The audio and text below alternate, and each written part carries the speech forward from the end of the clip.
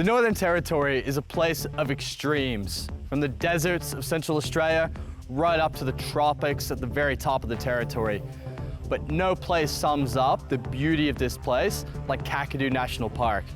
It doesn't matter if you're here for the awesome fishing, the camping, the four-wheel driving, or just taking a look at the beauty of this place, all the wildlife that calls this place home. Kakadu has everything.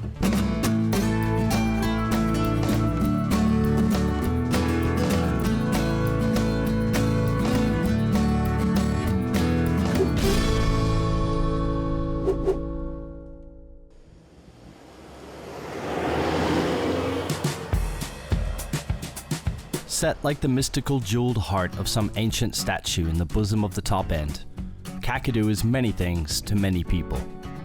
It is the ancestral home to some of Australia's oldest inhabitants.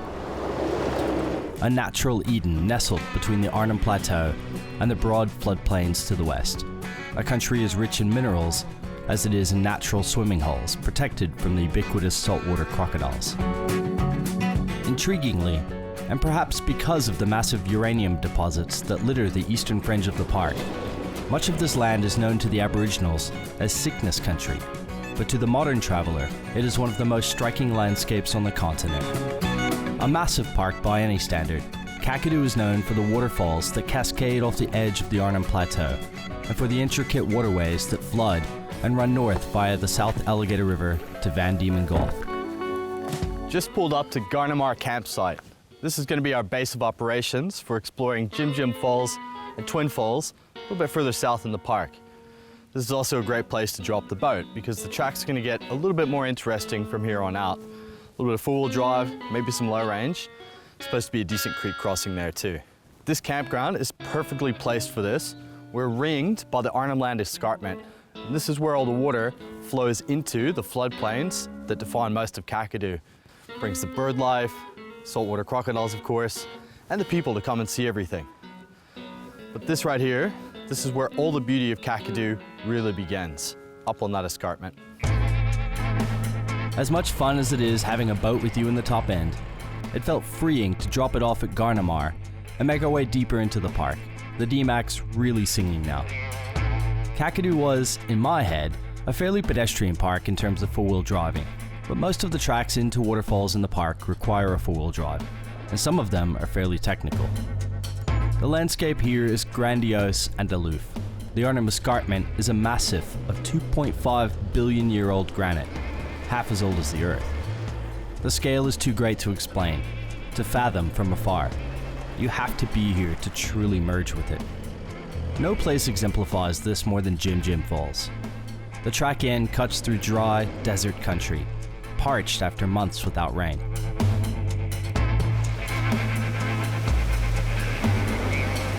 The escarpment looks on brutally, enveloping us as we near the base of the falls.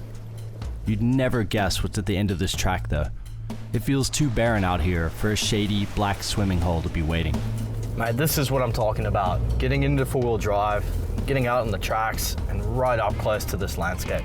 Mate, tell me about it. This is definitely stone country around here, surrounded by these massive sandstone cliffs. We decided it would be a good idea to hike up to the top of Jim Jim Falls to see an angle of this natural wonder that few people ever do. The hike is steep and arduous, but once you hit the top of the plateau, you follow the riverbed to the gaping maw overlooking Kakadu. The hike to the top of Jim Jim Falls has got to be one of the most challenging tracks I've ever been on in Australia or anywhere else in the world. I reckon the guy who designed that must have had 9-foot legs, but once you get to the top, it all seems worth it. This is the very top of Jim Jim Falls, and as you can see, I've got the place to myself. Looking at that trail, it's no wonder why. But it's pretty awe-inspiring being up here. Just trying to imagine the force of the water it must have taken to roll these boulders all the way down this creek bed and off of here. It's amazing to think about what actually goes on here during the wet. But in the dry, you can come up here and check it out, have it all to yourself. Now I think that after that hike, in this heat, I've earned myself a pretty cool swim in the plunge pool at the bottom of the falls here. So I'm gonna head down now and go rest my weary bones.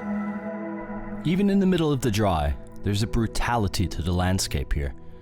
The stones are blistering hot in the noonday sun. The still rock pools receding inch by inch every day, cycling into oblivion. When the first rain burst of the build-up will wash everything clean again.